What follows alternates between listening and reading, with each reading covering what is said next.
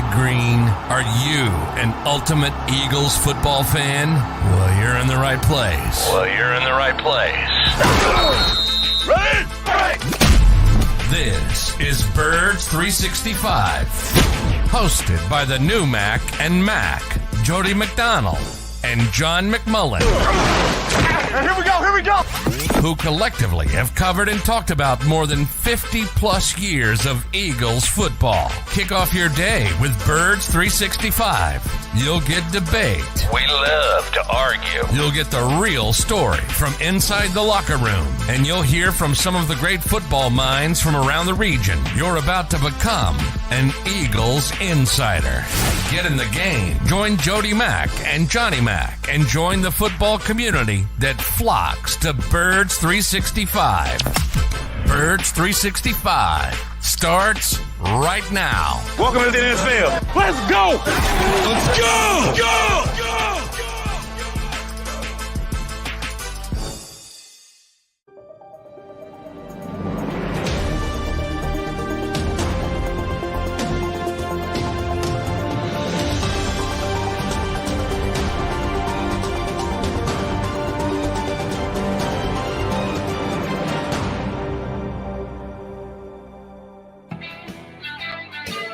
And a good Friday, Football Friday morning here on Birds 365. You got your Mac and Mac guys, John McMullen and Jody McDonald. And, John, it seems like we're talking about the newest Eagle on a day-in, day-out basis here, or at least since they lost their first game of the year against the Commanders on Monday. A very familiar name to even the most casual of Birds fans. Yeah, big name, baby. Big name, Jody. And Ndamukong Suh joins the flock. Was fairly surprised that Linval Joseph was an addition earlier in the week, but after the way the Commanders ran the football, I guess I shouldn't have been. But once you add Joseph, well, then, of course, they're not going to be talking to Ndamukong Suh. They got more than enough defensive tackles, even though some of them aren't healthy yet. Here we are, and Ndamukong Suh, the newest Philadelphia Eagle. What does this say about the Eagles' defensive tackle position? Well, it says a number of things. I think most notably it says, the Eagles are all in. I mean, they realize the championship window's open and they're going for it. So that's the positive. It indicates that they're not as high on certain players as maybe we thought. That's part of it as well. And maybe the injuries are a little bit more serious than expected. I'll throw that in the mix as well, because, again, you talk about everyone assumed high ankle sprain. Jordan Davis will be back after 4 games. Well, that's not necessarily the case. I mean, high ankle sprains are, sometimes you have to have surgery for those things. So maybe it's a little bit more serious than we expected. And Marlon Tuipulotu, I don't know. The Eagles continue to say they love him as a player. It was kind of a murky injury. Nobody really knows what happened yet. But it tells me, look, they're not confident when Marlon's out there, nor should they be. Marvin Wilson from the practice, and Milton Williams as well. They're not confident when those players are out there. The Milton Williams one surprises me a little bit. But you got to be honest. I mean, it's evident that they don't think he's ready to perform at the level they want for the snaps they need him for right now, and that's why the Joseph signing makes sense to me, because they need the nose tackle. We talked about a lot to run what they want to run, the real nose tackle, and that's what he is. And we'll see how much he's got left in the tank. Suh surprises me a little bit, and that's the one. They've been talking to him for a while. That wasn't an overreaction to one game. They've been talking to him for a while. They have so many guys who are most comfortable playing 3 technique. I mean, Fletcher, Javon, Milton, and now Ndamukong Suh. And obviously they have to play other positions and other techniques. I don't know. A little bit strange to me, the Suh one. But hey, they're going all in. There's nobody who can deny that. You can't question their commitment to try and win a championship this year. You hope that that's the case every year, but there are degrees to it. And certainly they have pushed all their chips into the middle of the table with their signings over the last couple of days, bringing guys in that haven't been playing, that have been Pro Bowl level players. And Ndamukong Suh was, in certain years, you might even say, thought to be the best defensive tackle in the National Football League. Remember the all-decade team in the 2010s? I mean, this was a big-time player. Agreed. Big-time player. And he certainly contributed when Tampa won the Super Bowl a couple of years ago. The last year, not as much. Gave the Eagles fits in the playoffs, Jody. Had a big game. Did played very well against the Eagles in the postseason. Here's the question I have about the guys that will be losing snaps when these guys get up to speed, which, by the way, Linval Joseph, there for practice yesterday. He participated, which you can't say about all the Eagles, and we'll get to their injured list for a walkthrough in just a second. But I got a chance to at least see him. Did he look like a guy who's going to be ready to actually he's ready on to the go. roster and play? He's ready to go. He's going to play. I don't know if Sue's going to play because he got here so late, and they barely practice on Friday. He'll be there today. He was not there yesterday. Linval's 335, he told me, and he looks well for 335. I mean, he's not he's a lot like Jordan Davis when you say he's 340, but he doesn't look 340. Just a big man. Jonathan Gannon knows him from their time together in Minnesota when he was a really dominant player. Jason Kelsey speaks so highly of him, has for years, played him twice a year when he's with the Giants, a bunch with Minnesota, called him the strongest player he's ever played against. And that was his reputation around the NFL in his prime, strongest player in the league. He's going to play, and he's going to play right away. It's interesting. I was trying to come up with this, and the best I can come up analogy-wise is the NBA buyout market, which sort of took off, 10, 15 years ago. It's been for a while. But the difference is those guys have been playing. But you have these veteran players, Linval and Ndamukong Suh, who, as I said yesterday on the show, made a boatload of money. And they don't want to play for the veteran minimum. And they're 34, they're 35. I mean, you know how this league, Jody, looks at over 30 players. They're like, we got to move on. We got to get younger. We got to do this. Eagles usually handle their business in that way. They've kind of put that on the back shelf this week. Because now they're contenders. So I think, the Eagles pride themselves on being on the forefront of things, of being ahead of the curve. And I think you're going to see this more and more with aging players. Just biding their time because there's 17 games. Everybody makes a big deal about that. They don't want to get banged up. They're going to look, they're going to survey the situation. They're going to pick the contender, and they're going to play the second half of the season. I think this is going to start being a trend. Now, Suh got, I'm told, more than the veteran minimum. We'll see how much more. So these guys don't want to play for that. They don't want to go through the grind. They've been through that. And then if you could pick and choose a contender and go get a ring, I think this is going to start being a thing. We'll see. And I think the Eagles pride themselves on being at the forefront of things like that. But they don't want to pay older players in this league. And as I said, Suh specifically, he dominated the Eagles in the playoffs last year. I mean, nobody can tell me he can't play. That's the best offensive line in football, the Eagles. And he dominated them. Nobody can tell me he can't play, but he's 35. Nobody wants to pay a guy who's 35. So it's this weird sort of disconnect. But I think he could still play. I think Linval can still play. Played well with the Chargers last year. But we'll see. I mean, we'll see. Is it just a coincidence that we're talking about two defensive tackles that both chose the Eagles as the team to join with a Super Bowl possibility? wouldn't we have seen other guys if this is your new reality theory in the NFL? Aren't there some other veteran guys that are sitting around waiting to have an opening on a Yeah, I team that mean, looks like a but contender?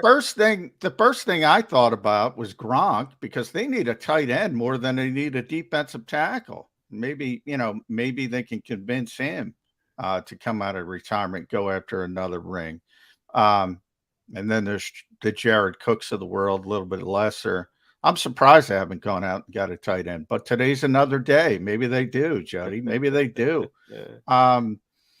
But I said the Eagles, I said from this point forward, I think the Eagles might be creating a new trend, going out and getting these guys. If you're a contender, look, if they're not a contender, you're not going and bringing in a 35-year-old guy, a 34-year-old guy. You got to be a significant contender. And then you go, all right, we got to go for this. So I think it's a very small, narrow window. I mean, the bad teams aren't going to want these players. Sure. So it's only contenders. The other contenders probably haven't thought of it, and maybe now they start thinking about it.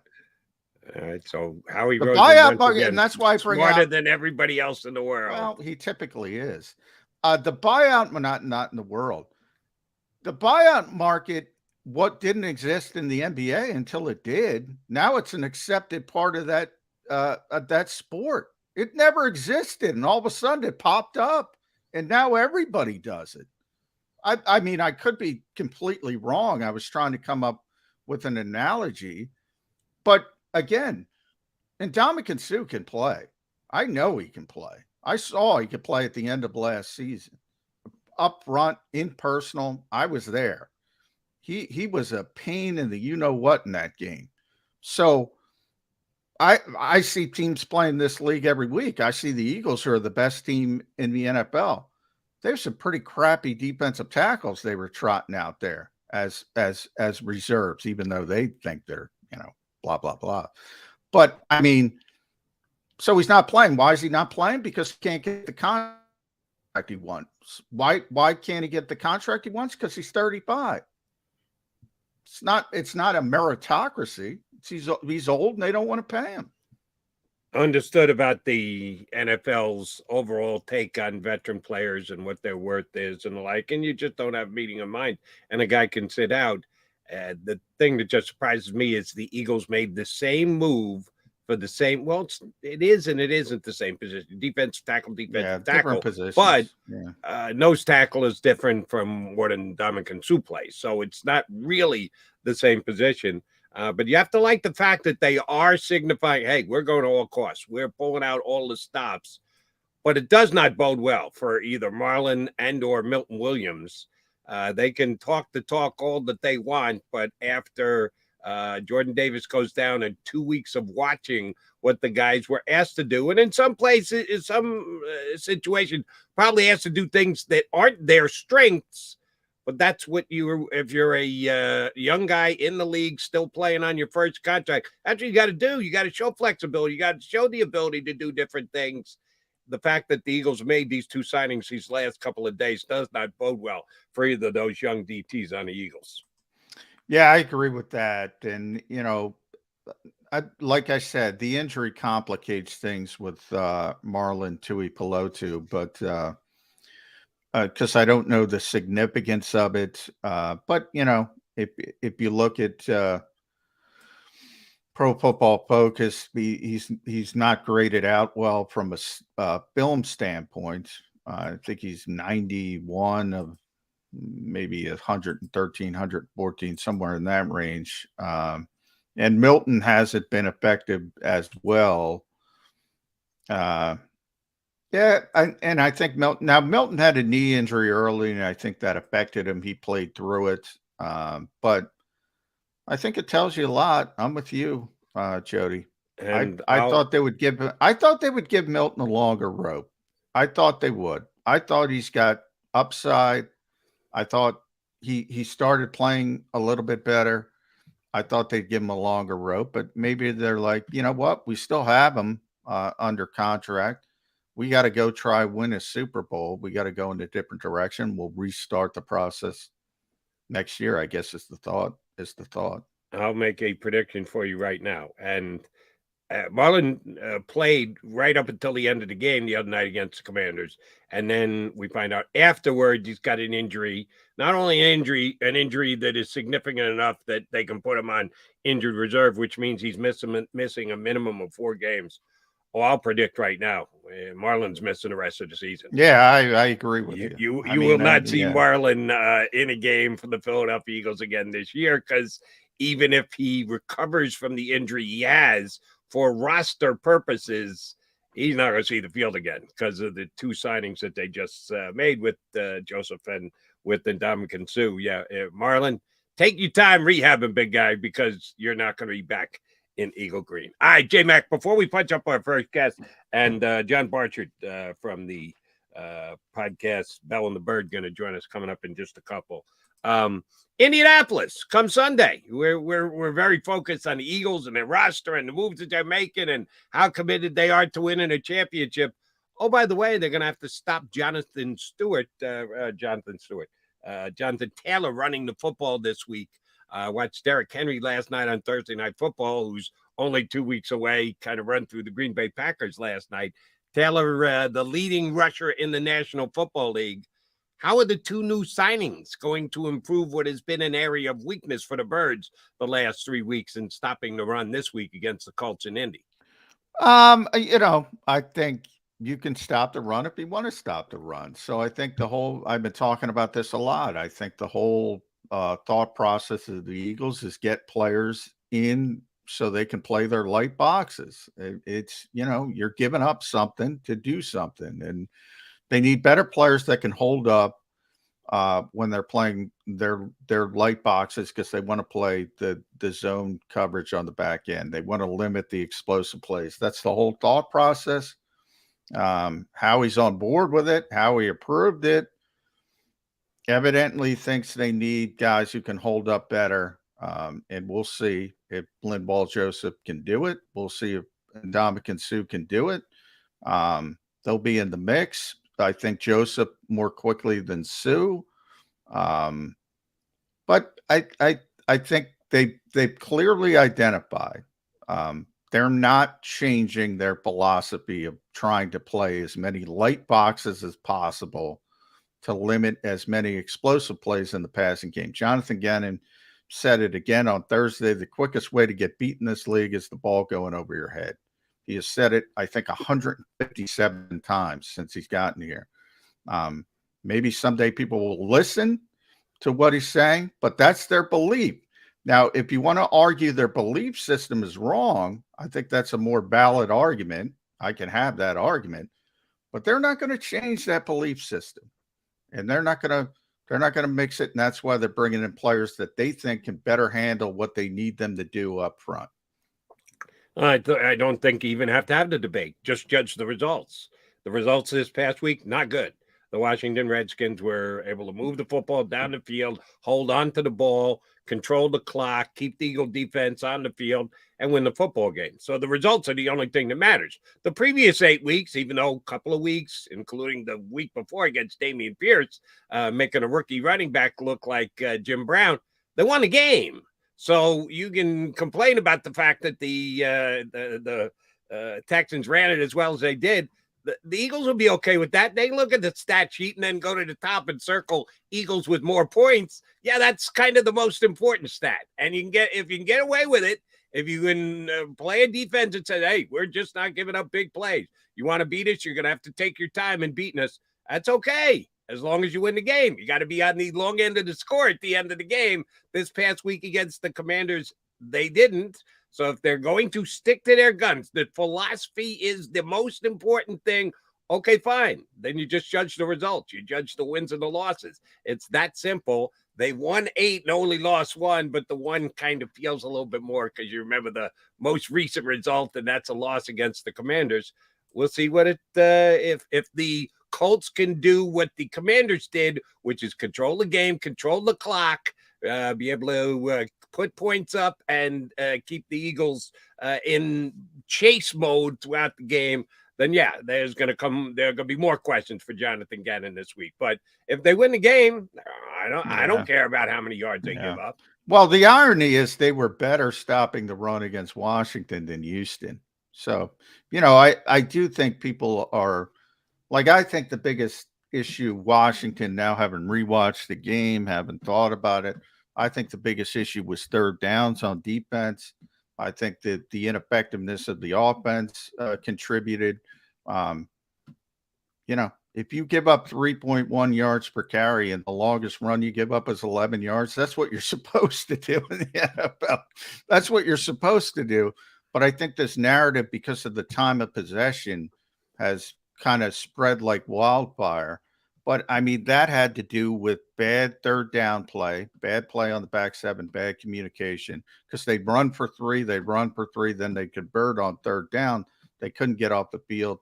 And then the offense couldn't stay on the field, exacerbating it more and more and more. And all of a sudden you have 83 plays on defense. And that's what, one of the things I said about Howie is did he overreact to one bad game? And the Eagles insisted it was in the works before that. So they insisted they didn't overreact to one bad game. But, I don't know if that's true or not. Take it for what you will. Well, we know that they've got a couple of new DTs, and will they be effective right here in week number 1? We're going to have to wait for Sunday to find that out. He's John McMullen. I'm Jody McDonald. Birds 365. J-Mac's going to get out now in number 2, going to get over, and Coach Sirianni, he'll probably have some things to say about the newest Eagles, and maybe, just maybe, I doubt it, give us a clue as to how much they're going to be able to contribute in game number 1. Oh, no, the coach likes his competitive advantage too much. So John will be heading over. Anyway, Barrett Brooks going to join me in hour number 2. Scheduled to join us next is John Barchard, old running mate of mine from WIP, co-host of the Bell and the Bird podcast. He's scheduled to join us next here on Birds 365. Go to get your game on. Go for the beers. Go for the cheers. Go for the hit and the hits.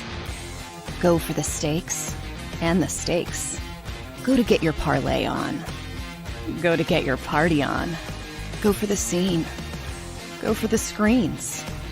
Go for the gallery.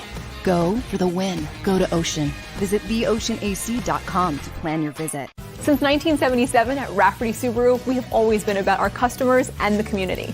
Early on, a safe and durable option, we've evolved to become the best overall brand according to Kelley Blue Book. Over the last 14 years, we've donated thousands of dollars through the Subaru Share the Love event and found homes for hundreds of pets. The Rafferty family is proud of our 45 years in business. This month, celebrate our anniversary with special financing on select models. Visit us and see why.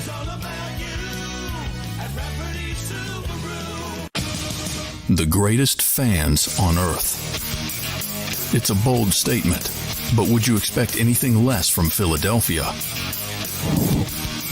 58 years of heartache creates a toughness, a grit, a resolve not found in most. Sure, our prayers were answered, but now that we've had a taste, we're looking for more. Pondley Hockey, official partner of the Philadelphia Eagles.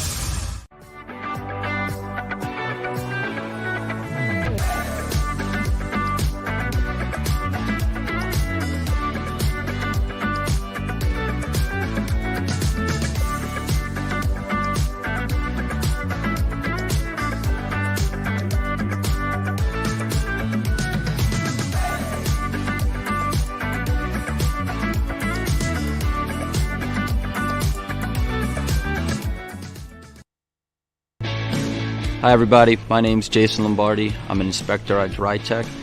At DryTech we offer 3 major services, the first one being basement waterproofing, the second service we offer is foundation and structural repairs, and then the third service that we offer is mold remediation. If you feel you are having a waterproofing issue, give DryTech a call or check us out online.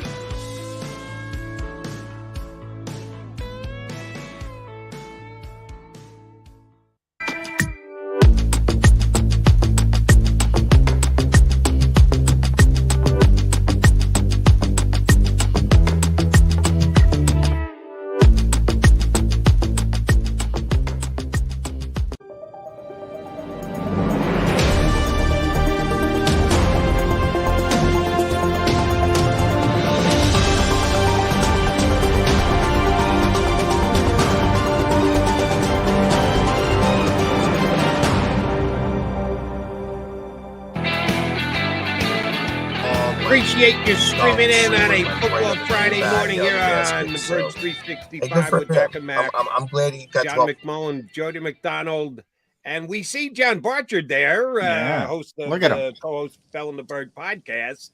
I think he turned his radio down. Hello, John Barchard. How the hell are you? I'm doing great, guys. How are you? Doing good, John. I love it. I love the confidence for people who can do this in their cars. I love it. I love it. I'm not driving at the same time, too, so I just want to make everybody aware of that as well. But on the road to Indy, fellas, so hopefully it's not a gash of Jonathan Gannon for 250 yards or something crazy like that.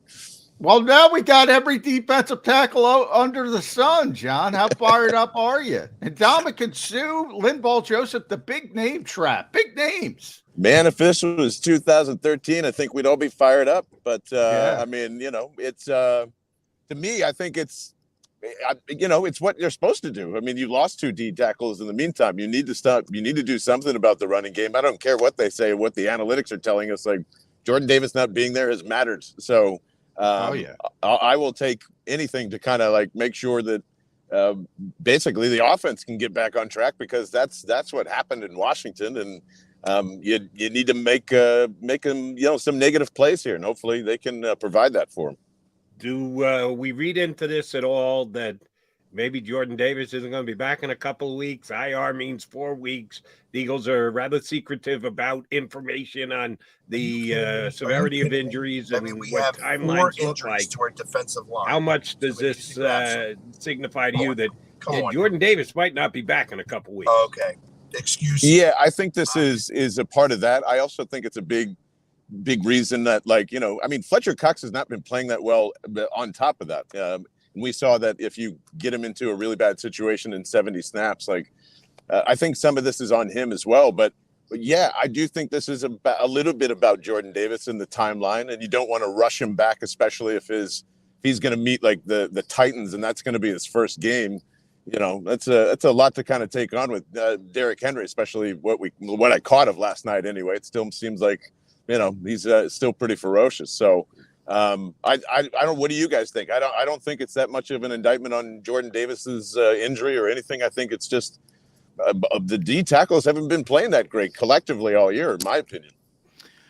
Yeah, it's interesting. My first thought, John, was a little bit of an overreaction to one bad game. Now, I ran that up the flagpole at the NovaCare complex. They insisted it wasn't. They'd been talking to Sue for a longer period of time, so that was evidently in the pipeline for at least a little bit. Now, Linval was there. He said the Eagles contacted him a couple days ago. So that tells me that that's an impact of the game they just saw. And I think they do need a legitimate nose tackle. So the Linval Joseph signing makes a little bit more sense to me than the Ndamukong Suh signing, because, Fletcher's a 3 technique. Javon Hargrave's most comfortable there. Milton Williams, who I thought was a young player they liked, but now I'm not so sure, is most comfortable in that position. I don't know. I think it was a little bit of an overreaction to one bad game. I mean, the larger sample size is 8-1 with the 3rd-ranked defense in the NFL. I mean, those are the raw numbers. Yeah, and the Sue thing to me is a little. I mean, I don't think it's strange, but it feels like they've been talking about him in some regard for like 2 off seasons now, or linked here. Like maybe he was going to come here instead of Tampa the year before, but I don't know if it's necessarily an overreaction or not. And that's something that we're going to have to find out, because if Sue still has a good amount of juice left, and he can rotate with Fletcher Cox, with that, if that's Joseph or when that's Davis, when he gets back, and they can have, better pass rushing in between their 2 prime defensive tackles now, I guess we can say, then I think that is a plus. But I kind of feel a little bit like you, Jody. Like this was a big overreaction but we'll call it 2 bad run defense games, I guess. Yeah. John, you just said you thought that Fletcher Cox didn't play real well the other night. I've been saying for 3 days now that I didn't think Fletcher Cox played very well the other night. John again yesterday said, Fletcher Cox played great the other night. We just had him out there for too many snaps. We're asking him to do a little bit too much. well, that kind of counts, and that goes into the grade, and I don't think I'll stand by. I don't think Fletcher Cox played very well. These new signings, certainly Ndamukong Suh, when he gets up to speed, will be cutting into those defensive snaps that Fletcher has to play. This is all about the rest of this season, including a playoff run. Are we seeing the end of the Fletcher Cox era here in Philadelphia? Absolutely. And to me, you were trying to make that happen last year, right? Like, that's kind of part of like seeing Jordan Davis being so good is, you know, he made us forget that he completely, Fletcher Cox and Jonathan Gannon, like probably hate each other still, you know, like it is oil and water in terms of what they want to do, or at least what I think Jonathan Gannon wants to do. And I know he's being killed this week, rightfully so. I think everybody on the defense should be, but like that is still a humongous impasse for this defense, in my opinion.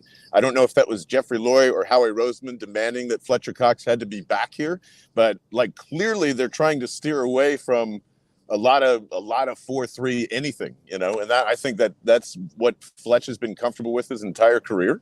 And he's not a guy that's going to grip up, you know, guards and centers and two gap and, you know, make these linebackers flow to where I think Jonathan Gannon wants them to. And it's vastly different from Houston and Indy when you're seeing a lot of linebackers catch running backs, you know, instead of attacking them. They're just kind of waiting and sitting back. TJ Edwards, I would say, has been kind of flat-footed the last 2 weeks in that regard as well. So I just don't think that their philosophies line up, and I don't think Fletch is going to learn anything new. So this is again, I think why they bringing in these two different guys, so you can get the looks that Jonathan Gannon wants out of this defense as well. Yeah, I definitely think Fletch would be more comfortable with Jim Schwartz. But you said something interesting, John, and I agree with you. Jonathan Gannon's been taking significant hits all week. That's fine. I mean, you lose a game the way they lose a game. But I do think the offense has kind of gotten a pass in that game. And the offense they contributed heavily to what went on with the 3-and-outs, the turnovers. Even if you want to mix in, obviously they missed the call on Dallas Goedert. Still, this team had been plus 15. They'd been the best ball security team in the NFL. And they start turning the football over. Too many 3-and-outs. And oh, by the way, John, my biggest criticism of the offensive coaching staff was not realizing what was going on. In other words, when your defense is struggling and they're on the field for 14, 15 plays, and you come back out, you're running tempo, and you go 3-and-out like you're Chip Kelly, the snowball starts going down the hill. Do you think the offense got too much of a pass for the poor performance against but it's I actually think they get too much of a pass in general, even with their good games. You know, I'm still a little confused on like the rhythm and the timing and who's doing those decision makings in terms of like, all right, Nick's going to throw, we're going to go tempo here and we're going to roll with this, or is that like what they think Jalen is comfortable with or what Jalen's told them they're comfortable with? So it seems like that is a big part of why we're talking about the defense so much this week. I agree with you, John. Like it's sloppy. The turnovers speak for themselves, but in terms of like, I don't know. I even suggested if they're playing the Colts this week, so it's on everybody's mind. But if Frank Reich wants to come and hang out here for the rest of the year, I think they need him.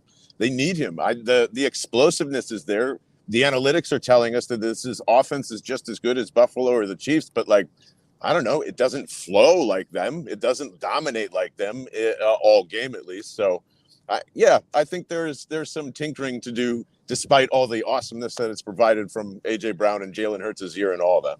I was going to say, who on offense do you believe is underachieving right now? Shane Steichen. I think there's just way too much talent here to have blimps on the radar your second year into this offense. Everyone seems to be more comfortable. And going back to John's point about why everybody's killing Jonathan Gannon, like the defense has looked the most comfortable with the most moving pieces of it, with new additions, injuries, and whatever it is. It seems pretty consistent. It doesn't seem like the offense is as consistent. It's getting to like nitpicky territory because, again, it's an 8-1 football team. But if you're going to like identify a struggle, I don't think this offense moves as well as its superstars do. No, yeah, And- they have. and There have John- been lulls. the John was second just half lulls. quoting. John was quoting the overall numbers on the defense. Overall numbers on the offense. What Number 3. Yeah, Number 3 in the league. Yeah. And you count that as underachieving, huh, John? Well, for people's expectations, absolutely. But when we're in Whose context, expectations were higher that the Eagles are going to be top 3 offense in the league before the year started? no, I don't think anybody thought that other than myself and Vince Quinn, for the record. But I think that there is still like a patch of ice. If you're talking about like, can they beat an AFC Super Bowl team? There's still a little work to do, I think, because small stuff. That's all I mean. Yeah. Well, people have talked about the second half lulls all season.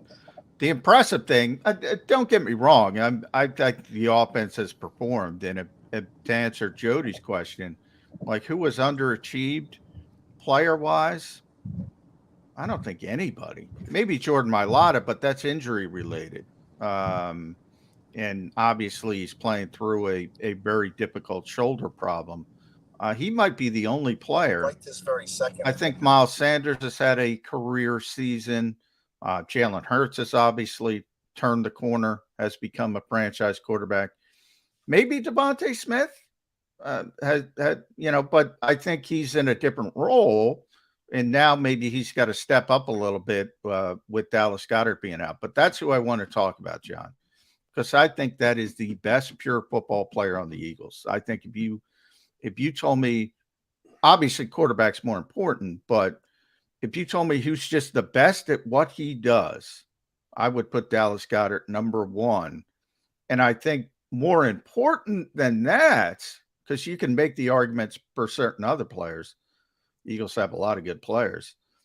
The biggest drop-off from starter to backup to me is Dallas Goedert to Jack Stoll or Grant Calcaterra or Tyree Jackson, whatever you want to go.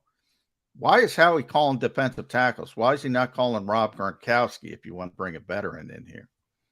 Yeah, well, because Goddard is going to be back in, 4 weeks, he, more though? than likely. I don't know. He? Yeah, I don't know. You might be right. They might still have to make a call to Gronk. So I think it's because you guys tell me what you think of this. I think it's Devontae absolutely needs to step up. But this is kind of where I envision Nick Sirianni going to Zach Pascal in this type of role. And it's totally not going to be the same because you're going to have to create probably a 2 or 3 headed monster to find Dallas Goedert's production again. But I would assume some of those tunnel screens, those bubble screens that they love to run with Dallas is going to go through him. And then from outside of that, like Jack Stoll's not. I actually, for some ridiculous reason, I thought Jack Stoll had a decent amount of targets this year, and he's got like 7, 9 with 4 catches or something like that. So I think you're going to bring him in on 12 personnel to block. You're going to have Grant Calcaterra probably out on routes a lot of the time, and then we'll see where Tyreek Jackson fits in. I know it's been popular to be like, oh yeah, he'll be right out there and no problem, he'll be the pass catcher. But let's see him do it in an NFL game first because he hasn't done that yet. So. Right. That's where I think it's going to end up. And I agree. This is my concern, more or less. This is where it really comes. I might look like a fool with my offensive takes, but like Dallas Goedert has been an incredible yak guy and safety valve at the same time. So I'm very cautious that this offense might stall a little bit with him out of it. Prediction out of both you two guys. Which will we see more of?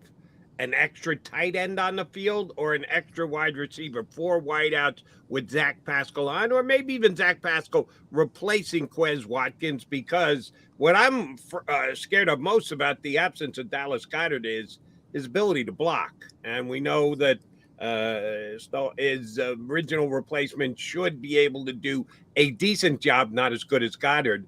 That is one of Pascal's strengths, is blocking from the wideout position. Which do you think do we see more often, 2 tight ends or 4 wides? I personally think it's going to be more 12 personnel just because like they do need probably some extra help. But maybe that'll be determined on how much Jordan Mailata and everybody else is going to be shored up. But I would, John, I would say that's probably going to be more 12 personnel than 4 wide. Yeah, last one from me, John. I'll let you go so you can get to Indianapolis, and hopefully the Eagles can get back on the winning track and host the Bell and the Bird. Everybody, check out John's podcast with Vince Quinn as well. Is that Vince in the background? Are you guys doing dual shows at the same time? Somehow, it's actually sports guy Jamie, Philly sports guy, is along with us too. So the whole crew is going into Indy. Gotcha. When I look at this team and I look at the NFC, the team I'm most concerned with is San Francisco. What is the team that you think could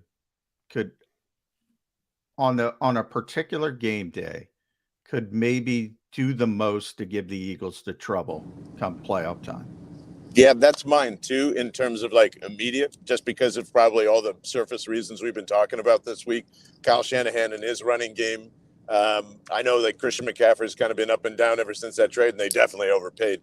But yeah, I feel like that's the only really big threat. Like if they're in a playoff run, if they're the first game somehow in the divisional race, that's probably it though. Like I'm not really concerned about Dallas. I know the Vikings have been the hottest new flavor after beating Buffalo, but Kirk Cousins is still Kirk Cousins to me. And if he's coming into Philadelphia at night or when it's going to get dark, that's not going to be an issue. So I don't know, guys. Like I just really don't see any big time scary team. And still 9 weeks into the season, I still think we're figuring out with the NFC. Maybe the Seahawks. I think that's another. Geno Smith. Yeah, Geno. Kirk Cousins is Kirk Cousins, but Geno Smith's still Geno Smith, and Jimmy G's still Jimmy G. That's why you have to like the Eagles' chances. JB, great stuff. Make it safe and sound to Indy. Thanks for jumping in with us today. Appreciate it, guys. Have a good one, and hopefully come back with a win. You got it. Thanks, John Bargert of the Bell and the Bird podcast here with us on Birds 365. I know San Francisco has been your team, and more power to you. You're sticking to it. Just judging what we've seen so far, here's why I would rate the Vikings ahead of the 49ers for one very simple reason. And I know the Eagles just lost at Lincoln Financial Field the other night, but we believe that there is such a thing as home field advantage. The Vikings, if you got to play the Vikings in the postseason, you might have to go to Minnesota to do it. Yeah, that's a difficult place to play. I don't have much fear that the 49ers are going to be able to catch and surpass the Eagles in the regular season standings. No, that's true. So any matchup between those two teams is going to be played in Philly's house. Yeah, but San Francisco beat Green Bay in Green Bay. They beat Dallas in Dallas last year. So they're accustomed to doing that as well. But I hear you. I mean, I wouldn't want to play in Minnesota. That place gets loud, and that place would be really loud in the playoffs. But with that team all year, and I brought this up yesterday on the show. I still can't figure out why Dallas is favorite. What does that line tell you? If we had Mikey Miss on, what does that line tell you? What the hell's going on? I can't figure out that line to save my life. I don't know. I just don't believe in that team. You think Cowboys are going to go in there and win again this week? I mean, Minnesota should win the game. The line scares me. I think more of Kirk Cousins than John did. Like, I think he's better than Jimmy Garoppolo. I think he's better than Geno Smith. I think he might even be better than Dak Prescott. You're not allowed to say that, but I think he might be better than Dak Prescott. There's something about that team. And actually, it's the defense. I'll be honest. Yeah, I don't like the defense. Plain and simple. I don't like the defense, and I don't like. And by the way, Eagles fans, listen to this very intently. They play the same defense the Eagles do. I don't like it. I don't like the scheme. I'm just telling you what the scheme is. I don't like it, and they don't have as good of players as the Eagles. And they're playing that same zone, light box. They just don't look good on defense. They don't look good. When you're playing Fangio's scheme, you better have Khalil Mack in his prime and Akeem Hicks in his prime and then you're good. But when you don't have those guys dominating up front, and when I mean dominate, Jody, I mean whipping guys week in and week out, defensive player of the year level. I don't like it. I don't like the defense. And I don't have a problem with the defense. There's a reason why as many teams in the league play it as do. It's because on a lot of levels and fronts, it works. Here's my only problem with it, and specifically with the Philadelphia Eagles, and I've been saying it for a couple of weeks now. There's no flexibility. That the best defense, a Super Bowl winning defense, to me, should be able to throw a couple different things at you. That you're not married to, here's our system, we're going to run it, and you're not going to be able to beat it because we say so. Well, until a team comes out and does beat it. And then you have to have an adjustment ready. And the Eagles' adjustment is doubling down on what they do and how they do it. Well, okay, until they continue to beat you with their offense the way that you're playing defense. I think you have to have a little to the Eagles' credit, they're going out and trying to get players to play even now in week. What week are we in? 11. Even now, they're trying to go out and get players to at least run this game. Like I look at Minnesota, Harrison Smith specifically. That to me is the best safety of this generation. Aging player, he's not what he once was, but I think he's the best safety of this generation. Now, he played all over. Jonathan Gannon would talk about it, never stops talking about the guy. He played up, he played back. Now they got to play him cover 2 and quarters all the time. You're taking one of the best players of the generation and you're making him more limited with the scheme. I don't like that. There's something about it I don't like. And this is with the Eagles as well. There is something about this scheme I don't like. And you know, that probably shocks people that don't listen because they think I'm not defending it. I'm just telling you what it is. And I actually agree with you. There's got to be more room for flexibility, malleability, flexibility. Yep. That there's got to be more room. But the Eagles have better talent on defense than Minnesota, so they're a little bit better at it. Minnesota doesn't have Darius Slay. Their best corner is an aging Patrick Peterson, who's still playing well, but you know he's got some limitations. He's been playing for a long time. Their other corners are struggling. I think the Eagles have had better linebacker play. I don't think Eric Kendricks is another player who's been one of the better linebackers of his generation. Now they're not using him the same way he was used, and he doesn't look good. I don't like that. I don't think that's the way coaches should coach. So that it kind of sums up why I don't necessarily believe in the Vikings versus some other teams. Right. And you and I have gone back on this all week. You're not necessarily saying that you are 100% signing on to what Jonathan Gannon is doing and the inflexibility the Eagles are showing. You're just saying, don't look for a change, Joe. Yeah, exactly. They're digging in their heels. That's why Ndamukong Suh is here. That's why Linval Joseph is here, because they're not going to be changing anytime soon. They believe in it. It is their core value, and they're not moving away from it, no matter how much I talk about it, anybody else talks about it. You got to get a third linebacker on the field. You're just saying, I've been watching this team. I've been listening to the defensive coordinator. He ain't changing anytime soon. No matter how good an argument you make, Jody, it's not happening. The Eagles are more married to their system than they are worried about results in any one given game. Yeah, and that's what and to their, you know, I will say they believe in it. I mean, they believe this is the way to get the results that you want. They believe in it. That's why they're doing it. But they've already made that decision, and that's why it's about getting. But that's what I like about the Eagles. At least they're trying to get personnel that fits what they want to accomplish, even at this late date. I think that's a positive. And I think Howie Roseman is ahead of the game when it comes to that. But they believe in this. Again, Jonathan Gannon said it again this week. quickest way to lose, ball over your head. By the way, I agree with that. But I just think look, if I have what the Eagles have done well, what Howie Roseman has done well, is he's gotten players to fit this scheme. Chauncey Gardner-Johnson, very good at it. Kaiser White is a fit.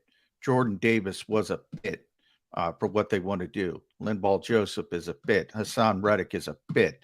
They didn't have these players last year. So they want and get out players. They went and got players.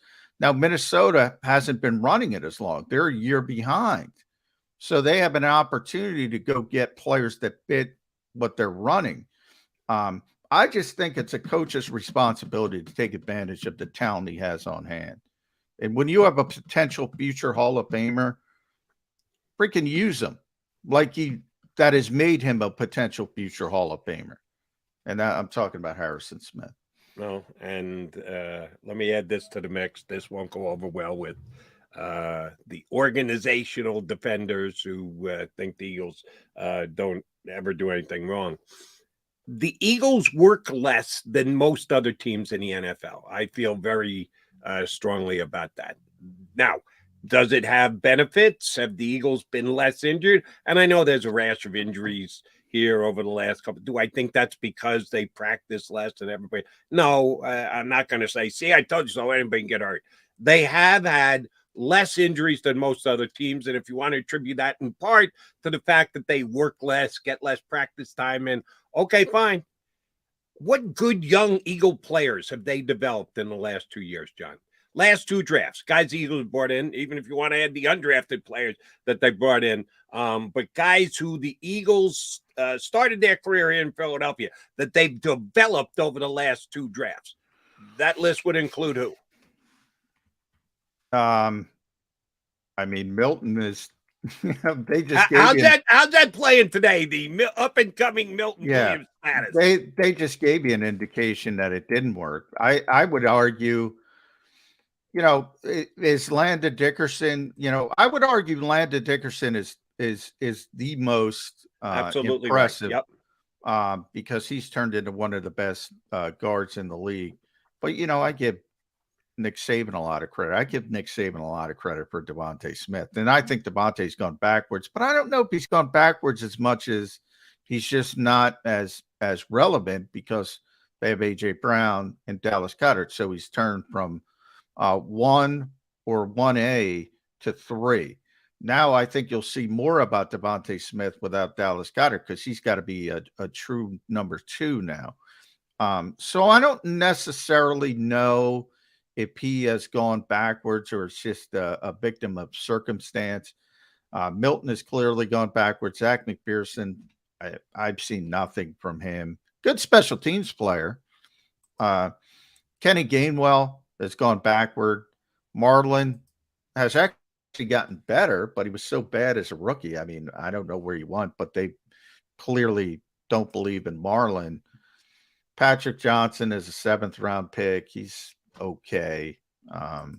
Yeah, I mean, they haven't. You haven't gotten to the guy that I'm making this whole argument for, and that's Nakobe Dean. And I think. Oh, well, I don't think as much about the rookies this year. I mean, look, Jordan Davis is great, but again, what does that mean? He's supposed to be, did they develop him? I don't, the same thing I said with Devontae, and I give Nick Saban a lot of credit. I mean, Jordan Davis was, if they can develop him when he gets back and he's playing more in 4-man fronts, then I'll give him credit. We already knew he could stop the run. So I don't know if I can give him credit for that. With Nakobe, look, he's just a rookie stuck behind players playing well. So I can't kill him for that. So let me turn it into a question. Do you believe part of the reason why Nakobe Dean isn't playing and that they're not even considering putting 3 linebackers on the field at any time is because they just don't know what they have? They haven't seen enough of them. They don't practice. Yesterday was walkthrough Wednesday with what? 13 guys on the injured list? No, they didn't even have enough guys to walk through. Thursday they practiced for real. Thursday was sort of the Wednesday practice. it comes down to just what I was talking about with Minnesota. They're running this scheme. The scheme needs 2 linebackers. He's the 3rd linebacker. If Kaiser gets injured or TJ gets injured, and I hope they don't, he'll play, and we'll see where he is. Same thing with Cam Jurgens. Well, nobody talks about Cam because he's behind Jason Kelce, so everybody knows he's not playing. I think he's a good pick. I think he's going to be a good player, but I don't know. We'll see eventually when he gets an opportunity. Same thing with Nakobe Dean. They're only going to play 2 linebackers. That's what I was talking about before with the comparison with the Minnesota defense. They're going to play this defense, and they're not going to put a 3rd linebacker on the field. And again, don't give me Hassan Reddick. He's an edge rusher. They're going to play this scheme, and they're going to play with the light boxes, and they're going to play with the quarters coverage and the changes on the back end with the zone coverage. So I can't blame that on Nakobe. I think he can play. I don't think there's anything wrong with him. I think he's essentially redshirting. If they need him because of injury, he'll play, and I think he'll play well. We'll see if they stick to that. I'm with you, John. I understand the point you're making. They're just not going to show flexibility as much as I may call for it. Not happening. Jonathan Gannon is sticking to his way of doing things. I know you need to get over there to the complex. Still don't know when you're getting out for Indy, huh? Still do not know. Oh, by the way, since you maybe I'll hop in with John Barchard. I was going to tell him to come back and pick me up. Do you know what the weather's supposed to be like in Indy? I haven't checked. I assume it's going to be cold, but I did. Someone told me it's not supposed to snow, so that's not like Buffalo, no, where they've already moved the game no. from Sunday to Detroit because they're expecting 3 feet of snow in Buffalo. 4 feet now. 4 feet. Yeah. I was talking to Tyree Jackson yesterday. He went to Buffalo. For those who don't remember, his fiance still lives there. I said, that's a bad job by you, man. You got to get her out of there. Get her out of there. Exactly. Yeah. I've only been to Buffalo a couple of times in my life, and it was one of the most amazing things I had ever heard of in my life. With a friend staying at her house. She's calling her friend who lives less than 15 miles away. And we're supposed to get together, and she picked up the phone and said, listen, we need to move up our date to meet, our time to meet. Well, why is that? Well, we've already got 9 inches of snow. She lives in Buffalo. My friend lived in Buffalo, one side of the town or the other, but on the different side of the lake extension. I looked out the window. There wasn't a flake to be found where we were at. And she's on the phone with a friend who lives less than 15 minutes away and said, well, we've already got 9 inches of snow here. How the hell could that be? A little different when you live on that big lake. Yeah, that lake effect snow is real. But thankfully, Indy is far away from the lake. I hope you don't get any snow. I hope you get out of Dodge. And hopefully you'll be back on Monday. You don't know yet whether you will or won't be back on the show on Monday. Don't know. I'll be back at some point, Jody. All right. Hopefully. We'll keep the people informed about your status over the course of the weekend. J-Mac, thanks, buddy. All right. Thanks, Jody. Big Barrett's here, too. Thanks, Barrett. Coming up next on Birds 365, Big B, Barrett Brooks, is going to join me. And about, less than 20 minutes from now, Bob Kravitz, who covers the Colts for The Athletics, going to jump in, give us, let us go behind enemy lines a little bit, give us some insight to the Colts. Hour to go, Football Friday, here on Birds 365. Don't wait until after Thanksgiving for leftovers. It's the new leftover sales event at Jeff D'Ambrosio Destination Downingtown. Jeff must get rid of hundreds of new 2022 vehicles on the lot. Rams, Grand Cherokees, Wranglers. Jeff has them all for less. Jeff has reduced prices and payments to the lowest they've been all year. And Jeff knocks down high interest rates. Save thousands more than anywhere else. Plus, get more for any trade or lease return. You always win at Jeff's. Great selection, best price. Hurry in now. Jeff D'Ambrosio Destination Downingtown. Nobody treats you better. Black Friday sales event. At Pond Lehocky, we've recovered billions of dollars for our clients, and we're confident we can do the same for you. With over 250 years of combined courtroom experience, we've helped over 100,000 injured clients obtain some of the largest settlements in Pennsylvania. One conversation is all it takes to help you and your family get back on track. If you've been injured in an accident, give Pond Lehocky a call.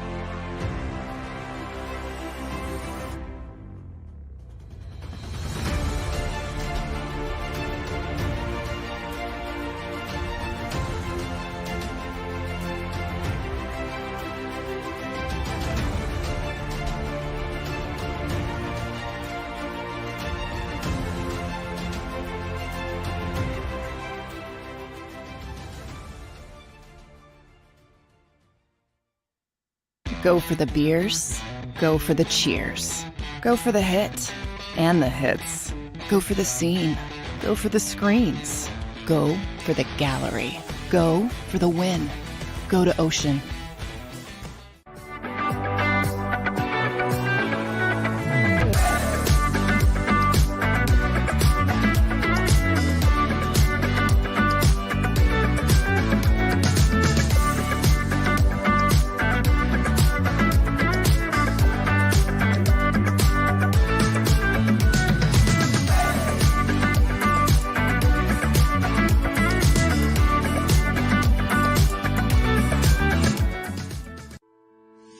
At Salus University, our graduates are among the most highly trained in their profession because of our unique emphasis on research, interprofessional collaboration, and early clinical exposure. Learn more about our programs at salus.edu.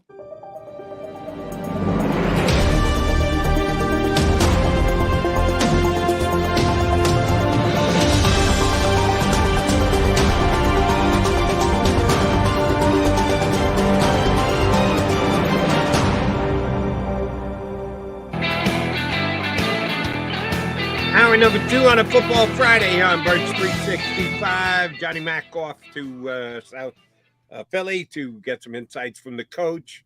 I've got some insights coming for the next hour from my buddy. Yeah, you got him right here on Sports Take in the afternoons on the JAKIB Media YouTube channel. And you also see him on NBC Sports Philadelphia. Our buddy Barrett Brooks, former Eagles offensive lineman. Big B, how you be? Good morning. Good morning. I'm just sitting back watching Howie do his thing, man. That's all. All right. First question is, we've seen the Eagles over the last couple of days sign some big defensive linemen. Big guys. Linval Joseph, very big guy. And Dominican Sue, pretty damn big. How big is Taryn Hatcher? She's as big as a minute. That's what's big. She's as big as a minute. That's my girl. Terrence up and coming riser in the media, sports media right now. You know, she's doing a great job with me on my Shirt Brewers huddle. And you know, she's doing her thing right now. So she broke in doing hockey. Now she's spreading her wings and doing everything now. Long, tall drink of water, too. She's got she's got some legs on her. All right, Big B, I want to talk to you about big guys. Linval Joseph, they said he looked as svelte, 330 pounds today. Can you actually be svelte at 330 pounds? Well, but maybe not as big as some people expected him to be, but he's just flat out big. We know that. He's stepping into some pretty big shoes, pardon the pun, with Jordan Davis and what he was able to give the Eagles in his 8 games here before being felled by the injury.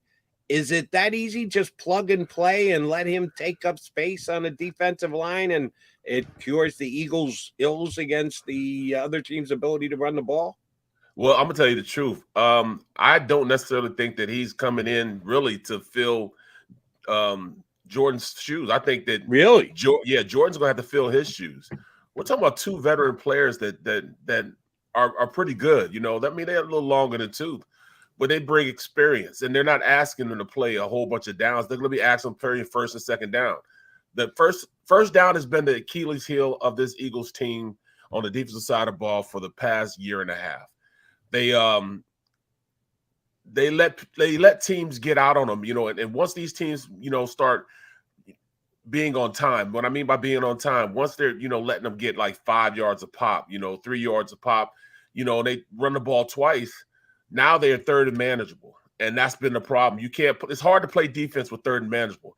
You're better off when you're at 3rd and 10 and 2nd and 10. And they had that the past 8 weeks. Well, I'm sorry, not that past 8 weeks, the past 7 weeks. Now teams have learned that, all right, this is what we're going to do. We're going to run the ball, keep their offense off the field, and that's how you beat this Eagles team. You cannot allow teams to stay on time in their offense by running the ball, getting, people think the 3 yards is not a bad clip of yardage. It's great because now you're 3 yards on first down, 3 yards on second down. Now we're in 3rd and manageable. It's 3rd and 4 now.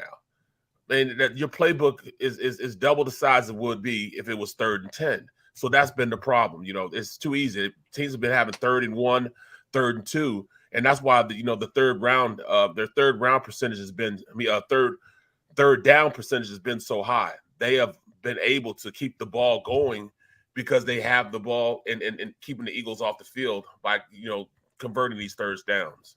Third down is the money down in the National Football League. That's where you get paid. Absolutely. On both offense and defense. All right, I want to jump over to the offense with you, and we'll certainly get back to the defense. And Bob Kravitz of The Athletic going to join us to talk Colts football in less than 15 minutes. I know I saw you on NBC this morning saying this could be a big week for Jalen Hurts. They needed to be a big week for Jalen Hurts. Jalen Hurts moved up to basically a tie position for the MVP in the NFL prior to this past week, and Tua went by him, and Mahomes is the favorite as of right now, but he's 3rd, which tells you how great a season he's having. I didn't think he was all that bad this past week against Washington. I know that the Commanders dominated time of possession and ran that many plays.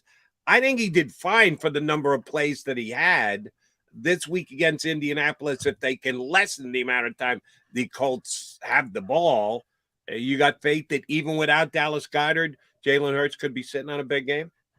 It's time to get back to basics, back to doing what he does best, and that's being a weapon.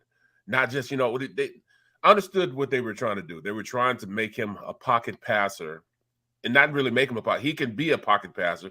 He's shown the capacity to read defenses. He can go out there and pick a defense apart. But what's happening is they're going down there scoring at a fast clip. They're not holding the ball. They're not working the line of scrimmage. It's not always going down and scoring every single time. Sometimes you have to keep the ball out of the offense's hands, the opposing offense's hands. So what's going on is in the first half, it didn't seem like they were, they only had the ball for 6 minutes and 11 seconds because every time they got the ball, they were going down. They were scoring, but they were just scoring too fast. You have to run the ball, keep the time possession on your side, keep the opposing offense off the field. That's how they were able to beat teams so handily the first, 6 or 7 weeks of the season. The time possession is the key. Time possession is why this team has been so good. They would keep the ball so long, go down and score, and then all of a sudden the opposing team was like, all right, we need to get the ball. We got to hurry up and score because we don't have, we don't have a lot of time left on the clock, and put them in a hurry up situation. Now our defense is better when the team is having to throw the ball as opposed to letting them run the ball on us. They go hand in hand. All right, so I think I get the point you're trying to make, and I just quickly looked up Jalen Hurts game-by-game stats. Number of runs by Jalen Hurts, starting with week 1 against Detroit. 17, 11, 9, 16, 15, 9 against Dallas. He only ran it twice against Pittsburgh, 9 against Houston, and just 6 runs against Washington this past week. The last 4 weeks in a row, single-digit rushing attempts by Jalen Hurts after 4 of the first 5 weeks. So you want them to call more Jalen Hurts designated runs. You think that would improve the offense this week? I think it would keep defenses on their toes, number one. Keep Jalen Hurts being a weapon, number 2. And it gives him a better flow with the game when you allow him to go out there and be the architect of the run game. Now defenses have to worry about what he's doing and make him another factor in it. When you take him out of the equation, you're playing against 10 men instead of playing against 11 men. When you're playing 11 on 11, it's easier for a defense, for an offense to dictate to a defense what you want them to do. it's nothing more demoralizing to a team than to have a running back and a quarterback go out there and run the ball successfully again, and you can't do anything about it. Ask our defense. Our defense was on the field all day on Monday night, all day. So those guys got tired. It was usually the other way around, where the opposing defense is on the field against our offense, and we just, methodically broke a team down. They got tired, they got winded. Our defense got winded this time because we're efficient. We'll go down and score, but sometimes it's not just going down and scoring. Sometimes you have to keep the ball out of the opposing offense's hands. Barrett, big loss for the Eagles, and certainly the game itself, but maybe an even bigger loss than the final score against Washington was the fact that Dallas Goedert is now on the IR, hopefully only 4 weeks, but we won't know that for a good couple of weeks. He's going to be out of the lineup here for a month. More passes for each of the guys that they've got filling in at tight end, more passes for Zach Pascal. You're suggesting more runs by Jalen Hurts. And oh, by the way, when that's the case, Dallas Goedert, very good blocking tight end, and they're not going to have him out there to do that. How do the Eagles make up for the loss of Dallas Goedert? I like the way you put that. How do you make up for the loss? Because you can't replace Dallas Goedert and what he brought to the table. He's a top 3 tight end, but he's probably number one as far as what he brings to the table, and that's the totality of the position. He brings that to the table. He can run the ball. Maybe he can run the ball. They've shown that he can. After catch, his yak yardage is crazy. That's where he's one of the better, if not the best, tight end in the league. His yak yardage, but he can catch the ball efficiently. Great hands. But what's underrated is his blocking ability. He is the total package when it comes to being a tight end. His ability to go out there and be an inline blocker. He could be at the traditional tight end position. You can put him out on the edge. He can block as a wing, a slot guy. He can do all those things very, very well.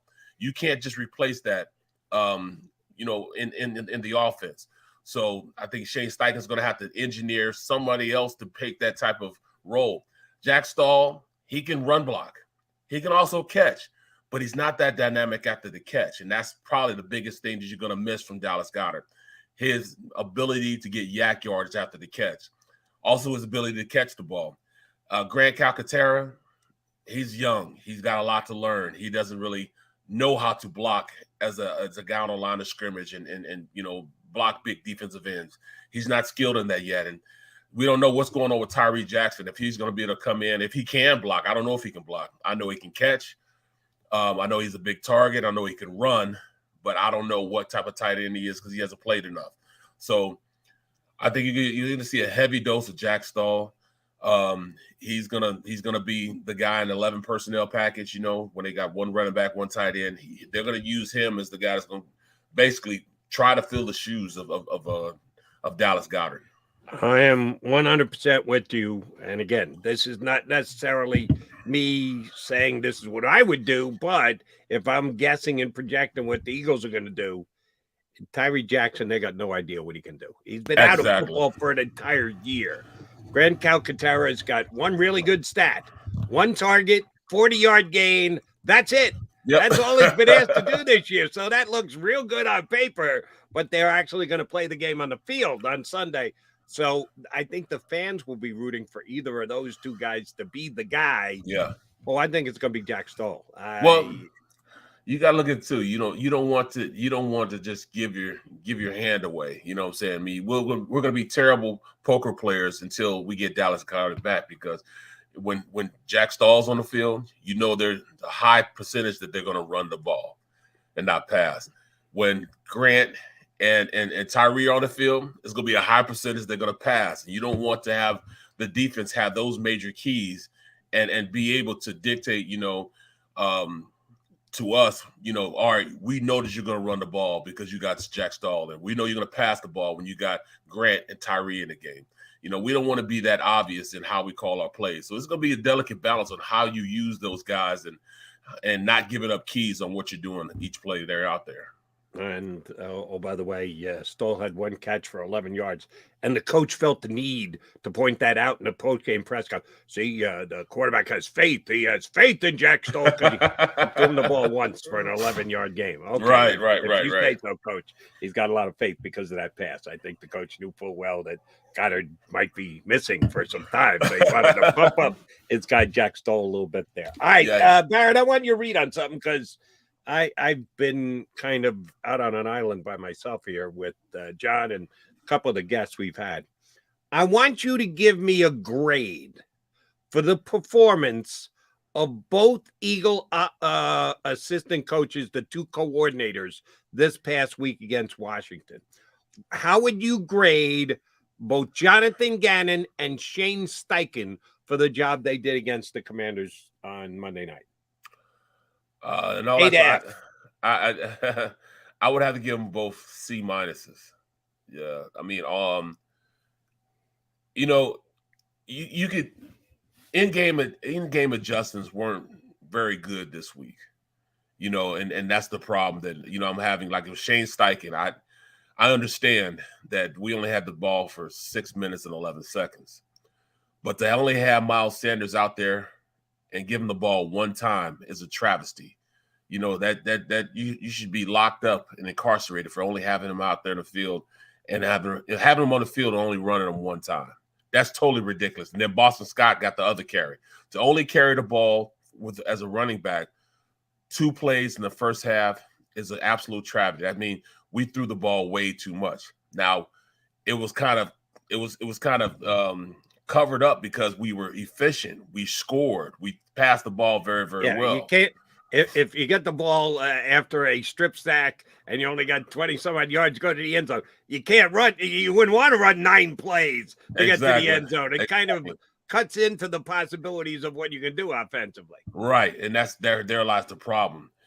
That's an in-game adjustment that we have to make sure that we don't let happen again. Also, from the defensive side of the ball, when I look at Gannon has to understand also an in-game adjustment what they're trying to do to them, not just at halftime, but what they were doing to him in the first half. They were running the ball consistently, but there were a couple of times where they only had 10 men on the field. Those twice they only had 10 men on the field. They were trying to get in a bear front meaning when you cover the center and both guards up with defensive linemen, and they look over and there's nobody over the center. That means you only have 10 men on the field. That you can't allow that to happen. Number 2, they were running crossing routes against this defense. When you run crossing routes, it's hard to play a matchup zone when you're doing that. They ran a lot of cover 4. Cover 4 meaning you got the 2 corners that have 1/4 of the field and the 2 safeties each have 1/4 of the field. What they were doing is they were running crossing routes across the field, taking advantage of the matchup that nobody had McLaurin man-to-man. Nobody had him, was covering him, so he was just running in and out of the zone scot-free. Nobody there to reroute him or anything else. So that's why I kind of look like Slade had a bad game, that he wasn't he didn't play up to the expectation. I thought he was going to play it, but he didn't really have a bad game. It looked like he was covering him on that crossing pattern across the field, but that was actually nobody was in his zone, so he just followed him because he saw him running scot-free. And he was able to make the tackle once he did catch it. But that wasn't his guy. That wasn't who he was supposed to have on the play. So when you have teams doing that to you, you got to get out of it. You got to get to man-to-man. And when they did run man-to-man, you got to take advantage of situational football. You see Terry McLaurin on the slot, and you have C.J. Garner-Johnson as the slot defender. You got to go to Slade, say, Slade, hey, you come get him. I'm going to go out and stick whoever you have. You're going to put your better corner on. They were on the same side at that time, and all they did was run a little flag route, and it was like for 20 yards on the play because they didn't take a look at the situation, look who the personnel package was out there, and just switch up, just switch guys. You're going man-to-man, switch guys. Hey, you come get him. I'm going to get your guy. Yeah, I'm getting the best on their best. I'm getting the feeling, Barrett, that the Eagles' defense is not very flexible. That they have a way of doing things and they stick to it and they believe in it, and the belief is strong, and that's good. but sometimes a little flexibility is called for, and I don't think they're showing that. Yeah, We'll see what they throw against the Colts coming up on Sunday. We're going to get a Colt perspective next. Joining us here on Birds 365, Bob Kravitz, been covering the Colts for years, does it these days for the Athletics. He's going to join the stream here on Birds 365 next. Go to get your game on. Go for the beers. Go for the cheers. Go for the hit and the hits. Go for the stakes and the stakes. Go to get your parlay on. Go to get your party on. Go for the scene. Go for the screens. Go for the gallery. Go for the win. Go to Ocean. Visit theoceanac.com to plan your visit. Since 1977 at Rafferty Subaru, we have always been about our customers and the community. Early on, a safe and durable option, we've evolved to become the best overall brand according to Kelley Blue Book. Over the last 14 years, we've donated thousands of dollars through the Subaru Share the Love event and found homes for hundreds of pets. The Rafferty family is proud of our 45 years in business. This month, celebrate our anniversary with special financing on select models. Visit us and see why.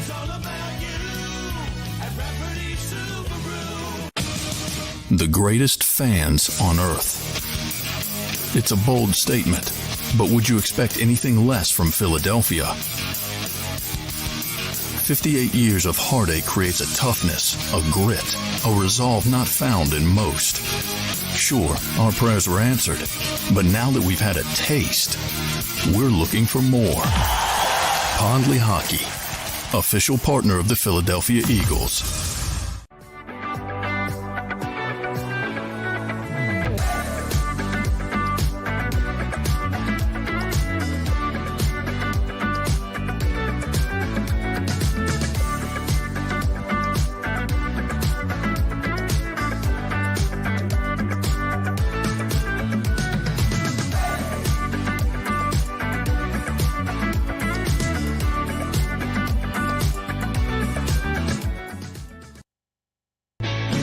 Hi everybody, my name's Jason Lombardi. I'm an inspector at DryTech.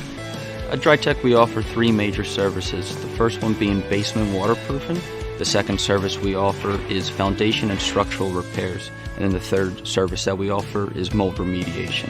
If you feel you are having a waterproofing issue, give DryTech a call or check us out online.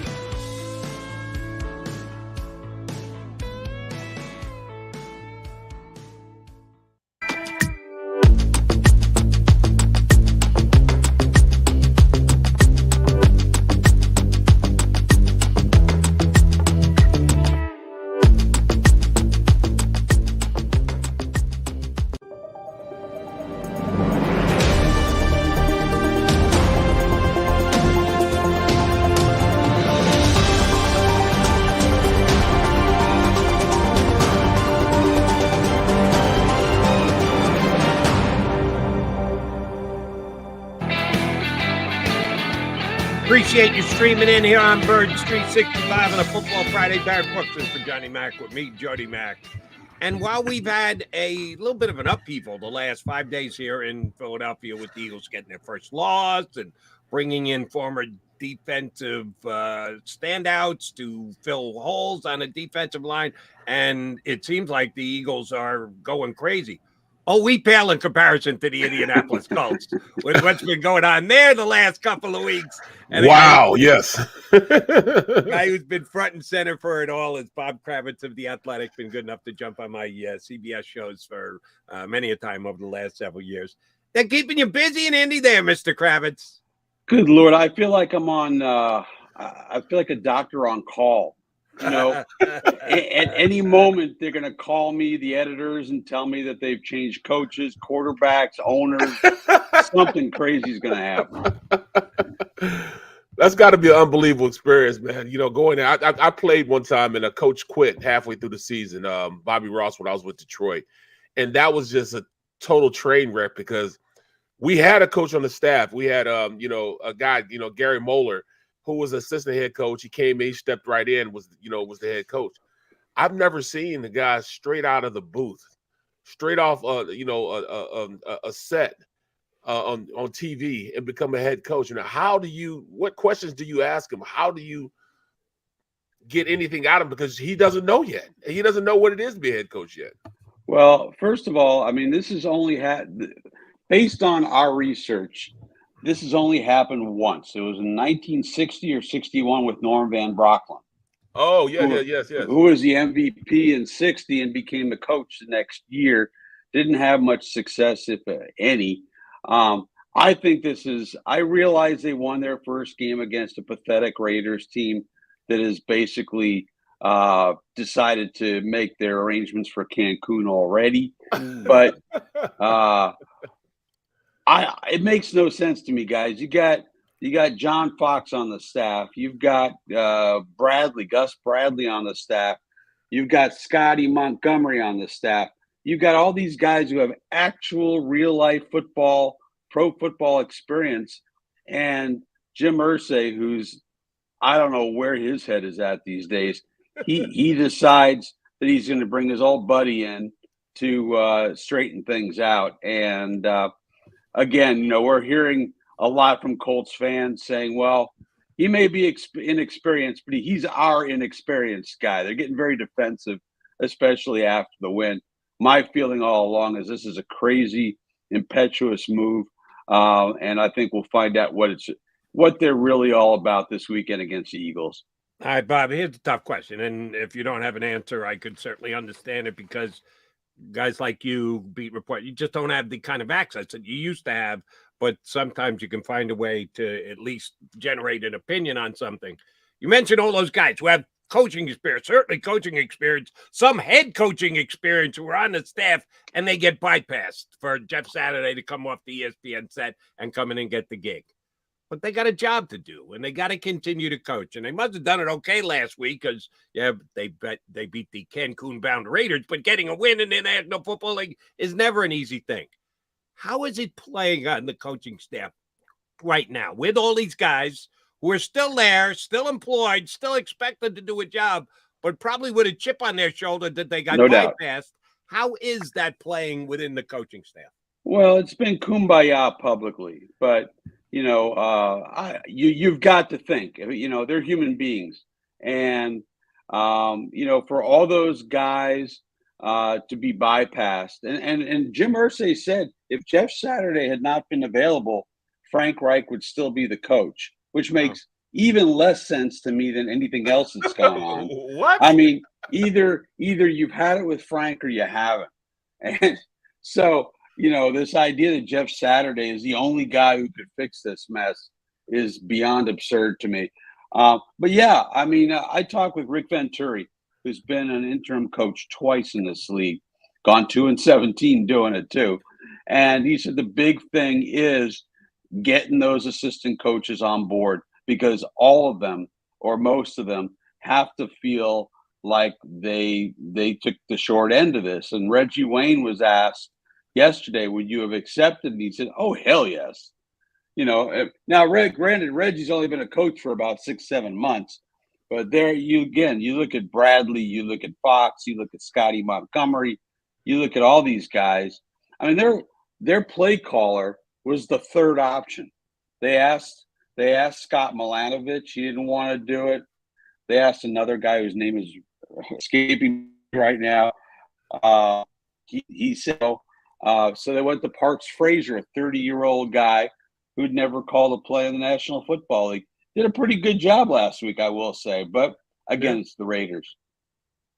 Yeah, I didn't quite understand. I mean, even Kevin Mawai, Hall of Famer, offensive lineman. If you want an offensive lineman, hell, you had Kevin Mawai there. I mean, he's he's a smart guy. I actually played with Scotty Montgomery. Okay. Very, very sharp guy. I don't even have the questions to ask you about what's going on up there as opposed to that situation. I don't know, but I mean, as they go forward, getting back to basics, I think he rewrited the ship by making sure he put, a good quarterback in, Bollinger, whatever his name is. Ellinger. He just, I didn't feel as though, he's not ready just yet. And I thought he was I didn't understand why, you guys would even take him out and put him in, at that the time. owner. Oh, the owner. See, I didn't know that. Okay. I'll give you a quick synopsis. Basically, the owner's gone nuts. Okay. He has gone completely off the reservation. He's the one who decided that Ryan would be benched. And he said that he told Frank basically that Ellinger is our quarterback for the rest of the season. So Frank comes out and says Ellinger is our quarterback for the rest of the season, which was not his choice. And then Saturday comes in, and all of a sudden Saturday has the freedom to pick his quarterback. Well, Matt Ryan has been pretty terrible this year. I mean, 11 fumbles, I think 9 interceptions. He's not been good, but I'm telling you, you got a better chance of winning with Matt Ryan at the age of 106 than you do with Sam Ellinger, who's a really wonderful young guy who's going to make a lot of money in this league as a backup. Nick Foles there? I mean, yeah, Yeah, that's what where I the was hell? going. Is Nick Foles sight unseen? Is he still there? Is he at least showing up? I predicted he up. was going to start this game 2 weeks ago. Not even a thought for this organization at this time. Not really. And my thought was, okay, if you bench Foles, if you bench yeah, okay, Ellinger, not Ellinger, Matt Ryan. Matt Ryan, Sorry, okay. I had my coffee. If you bench him, then you go to Foles. I mean, Ellinger seemed like the last guy you wanted to put out there. Again, 6th round draft pick, doesn't have an NFL arm. You know, he can move. He's got good legs, but yeah, none of this has made any rational sense. But again, we're dealing with Jim Irsay, who's just running roughshod over this organization, which is something that he hasn't done. That's what's so unusual. He's been a guy who's been involved, but he hasn't been overtly meddlesome, and he has been very much that here in the last year. Wow, it's like he went and drank some of the Dallas Cowboy coffee, or the Raider coffee, as far as ownership. All right, Bob. Last week, Jonathan Taylor goes for $147 after being the best back in the National Football League. Injuries this year and the ineffectiveness of the quarterbacks, the teams were stacking the box against him. How did the return to form of the best back in the NFL come to fruition last week? What did the Colts do or what did Taylor do that made him almost a 150-yard rushing guy? Well, they made yet another change at right guard. They brought in Will Freeze. He's a Temple kid, if I remember correctly. Yes. But that certainly helped. They've been using everybody but me at right guard and left tackle. Their left tackle, Bernard Raymond, who's a rookie, played better. But I got to tell you, it's the Raiders. I mean, the Raiders are not good run defense. They can't get to the quarterback. I mean, what was nice was this looked like the team that we thought they would be. That they would be balanced. They had 200 and something on the ground. They had 200 and something in the passing. This is the team that we thought Matt Ryan was going to pair up with and win the AFC South, which is obviously not going to happen now with the Titans and the way the Colts have started. But yeah, I didn't see anything different from Taylor, except that he had a place to run. Better blocking. And the offensive line was better, but again, the difference between Vegas and Philadelphia is pretty stark. They benched Matt Pryor, old guy Matt Pryor. They benched him. So he played 3 different positions and got benched at all 3. There's an ex-Eagle for you. Right. Well, I mean, on the defensive side of the ball, is Yannick Ngakoue and Kwity Paye, are they playing now? I mean, are they healthy enough to play? Well, we'll find out probably today. It's up in the air. Kwity, when he has played, when he's been healthy, has been pretty good. Ngakoue has been very quiet. He has not made the kinds of impact plays in the pass game that you would expect from a guy who's had 8 sacks or more for 6 straight years or something along those lines.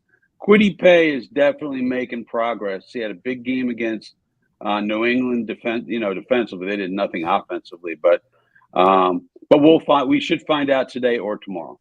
It's official now. Shaq Leonard done for the season, Right. season-ending surgery. He, to me, was their number one defensive player coming into the season, and he just couldn't stay healthy and or get to 100% to be able to play on the level that we know he can play at. Are the Colts better because they now know he's out? Because it's kind of been, when is Shaq going to come back? Shaq comes back on a pitch count. It's kind of been, you didn't really know what you could get from him or expect from him. Is there a possibility that now that it's a given, a foregone conclusion, he's done for the year, they'll actually be better knowing that he's not going to be part of it going forward? Yeah, the distinct possibility. I mean, last I checked, they're fourth in the league on defense. They've gotten some great play from Bobby Okereke, the EJ Speed. Zaire Franklin, last I checked, was leading the league in tackles. So Very good player. Yeah. They've been very, very good defensively in all aspects. Yeah, I mean, I think it takes some of the guesswork out of it. And certainly you don't want Shaq sitting in the locker room after each game grousing about the pitch count, which he has been the last couple of weeks. But yeah, I mean, he's been dealing with this for quite some time. And I think, and the hope is that this surgery, this back surgery, those are two words you never want to hear in relation to a football player or anybody else for that matter. But if they can get this thing fixed, this impingement, this nerve impingement, then, he can move forward next year and hopefully be the kind of player he once was. Yeah, I tell you what, just looking at this, Zaire Franklin is playing his butt off, man. He has been lights out. But and he's really a leader for that team. Oh yeah, he's the real deal. And like I say, Okereke, EJ Speed have all been very, very good in replacing Shaq. Definitely. How's our old pal Rodney McLeod been playing? Has he been sustained? He's been playing good. Getting a lot of snaps. Great in the community, as you guys know.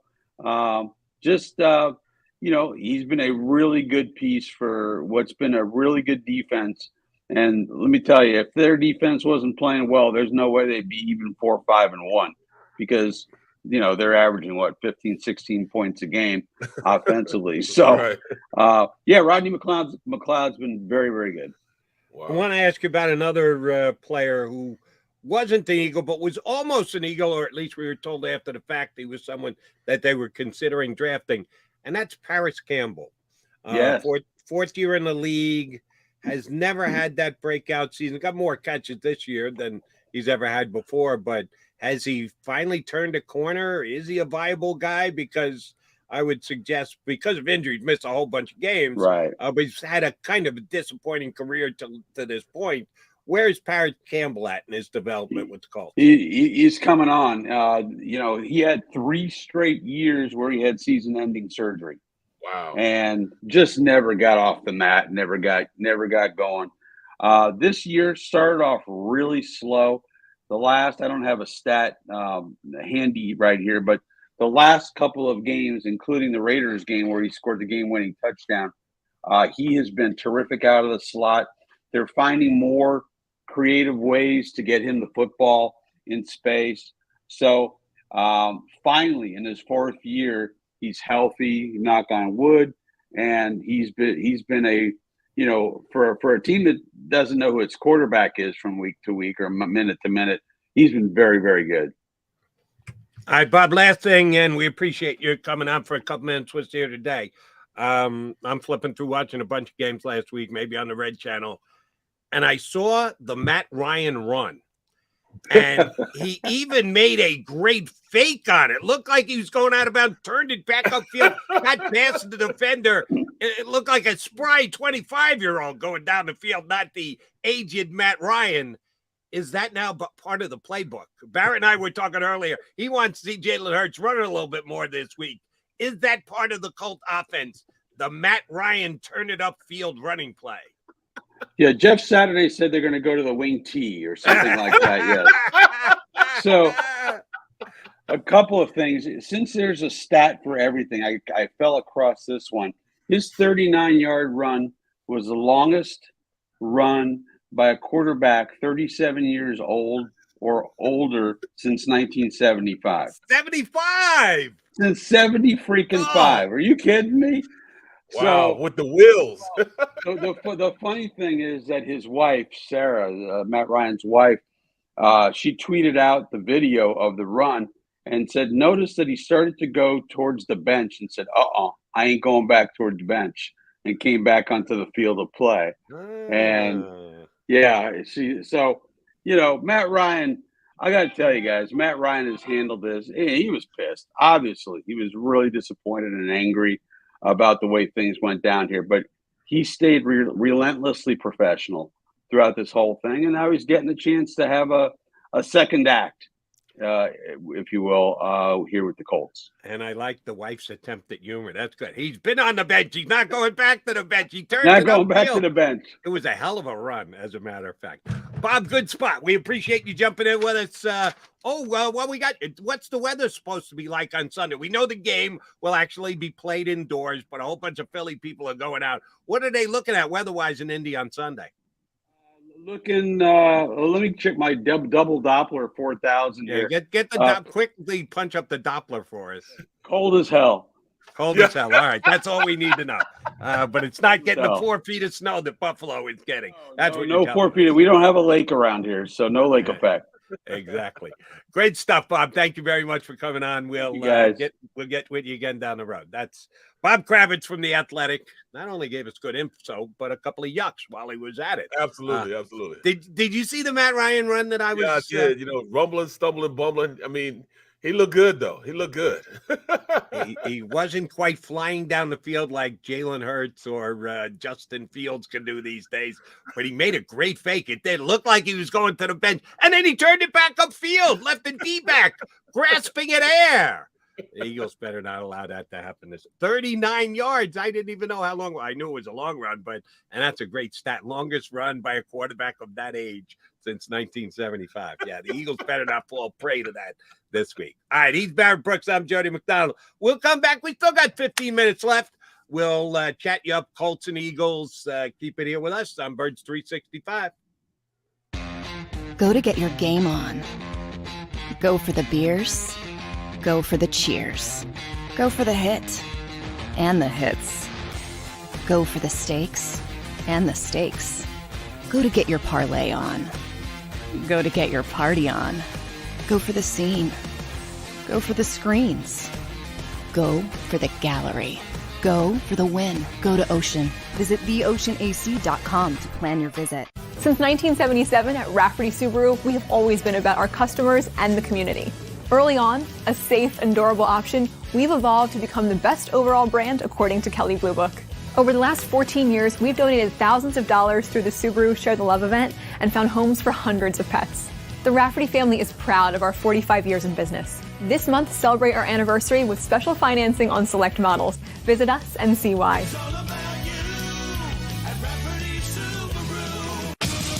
The greatest fans on earth.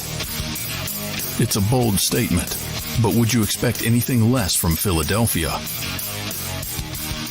58 years of heartache creates a toughness, a grit, a resolve not found in most. Sure, our prayers were answered, but now that we've had a taste, we're looking for more. Pondley Hockey, official partner of the Philadelphia Eagles.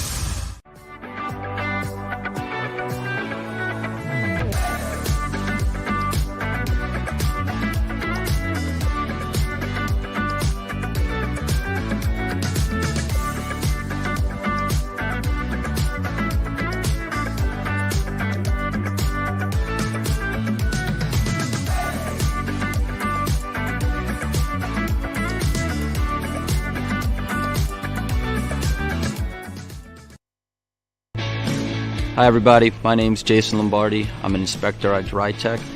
At DryTech we offer three major services, the first one being basement waterproofing. The second service we offer is foundation and structural repairs. And then the third service that we offer is mold remediation. If you feel you are having a waterproofing issue, give DryTech a call or check us out online.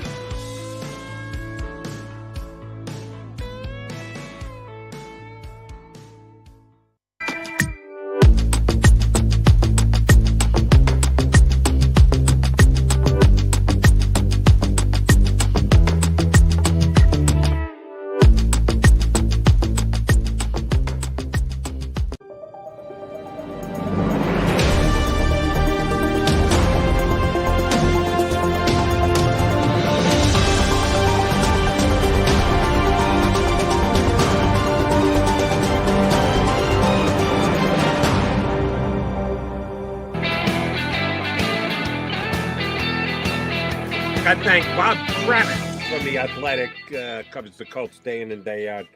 Bob's been good to me. He's been coming on my national radio shows for a decade and good enough to jump in with us today.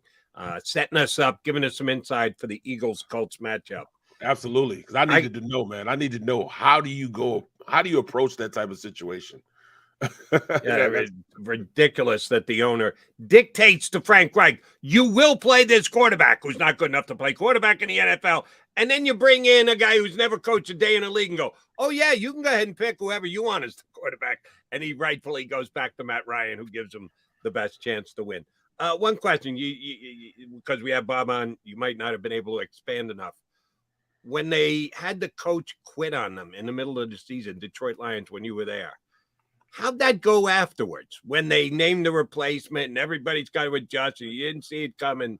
It's not certainly the same exact situation what's happened with the Colts here, but how did that play when you were in Detroit? How did you and the rest of your teammates get through that? We almost made it to the playoffs. We still, Gary Moeller, he was a good coach anyways. We used to be the Michigan head coach. He was our defensive coordinator. So, guys still had a lot of respect for him, especially guys on the defensive side of the ball. We were Detroit, we were talented, but just didn't have enough to get us over the top. We had some great players, here sprinkled in here and there. It was life after Barry Sanders. So, it was, everything had to totally change, after that. But he rallied the troops rallied around him, and they were good to go. Coach Ross had lost the team. He had lost the team. Nobody trusted him.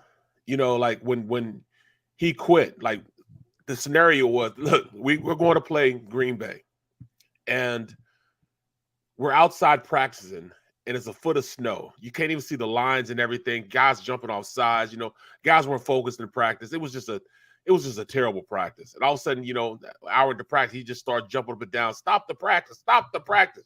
Stop the practice. And he said, guys, come in. And the guys literally walked from like 3 fields over, not even jogged, just walked over. He's like, hurry up, guys. And guys steady walking. They didn't, he had lost. He had just totally lost the team. So we get there and we're sitting there in front of him. And, he's giving us a speech.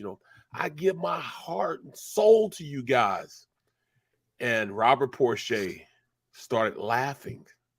Not like, but like, laughing. And the other guy started laughing also. And he said, no, guys, just take it in. Just go in. Just go in. And as he walks in, as we start walking in, Herman Moore turns around and says, hey, coach, that means we ain't got to go to meetings either. And he lost it. He just lost consciousness and fell face first into the ground. Like his hands didn't catch him or anything. He just like blacked out and fell face down into the snow. He had just, and they picked him up. We went in, and the next day he came up and he was like, guys, I don't know when I lost it, but I lost this team. And, there were guys sitting in the seats like, yeah, you did. When you told me this and you told me that, yeah, you lost me here. And guys were like voicing, their disrespect that he showed towards them. So they started, disrespecting in front of him. They just didn't care. So he said, guys, I'm no longer the head coach of this team. Coach Mueller's going to be the interim coach. And most guys got up and started applauding. Wow. I've never seen a situation like that in my life. That sounds like a mutiny. I don't know if that happened this week in Indianapolis with Frank Reich getting his walking papers. Crazy. Yeah. I also went through it, not the head coach, but the offensive coordinator, my last year with the Eagles. We first of all, Bill Musgrave was on somebody's roster the year before. He got cut in camp that year, so they brought him in as like a GA type of player. GA type of coach. Coach. He writes up the the plays for practice squad and all that stuff. They brought him in for that. He was like the coaching assistant. And halfway through the season, Dana Bible, he just couldn't get our offense right. We were horrible, man. In the San Fran game, Coach said, look, you can't be the offensive coordinator, and had Bill Musgrave start calling the plays in the San Fran game. And from San Fran on, he became our offensive coordinator. Bill Musgrave. who was a quarterback. He was a quarterback the year before on a roster, was in camp, came to us as a consistent. He started calling the plays. Excuse me, we weren't much better, but that year, man, it was just crazy. That was a 3-13 year when I was with Philly. A little painful remembering that. Yeah. All right, Barrett, here's my final question for you before I ask you to get on the record and make a pick on the game. Were you one of those who, after Monday night's game, said, loss not the worst thing? Get the pressure of the undefeated season talk behind you that a loss can actually be construed as a good thing. Were you one of those guys? No, hell no. No, Okay, I was pissed off. In fact, I'm just starting to calm down now from being pissed off. Not because we lost. That wasn't the reason. I'm talking about the reason why I was so pissed off is the nature in which we lost. We got our ass kicked. They beat us up. I never thought that I would see a situation this year where we got out physical. We got outplayed. I can understand a team being better than us, having better athletes than we do, and we get beat.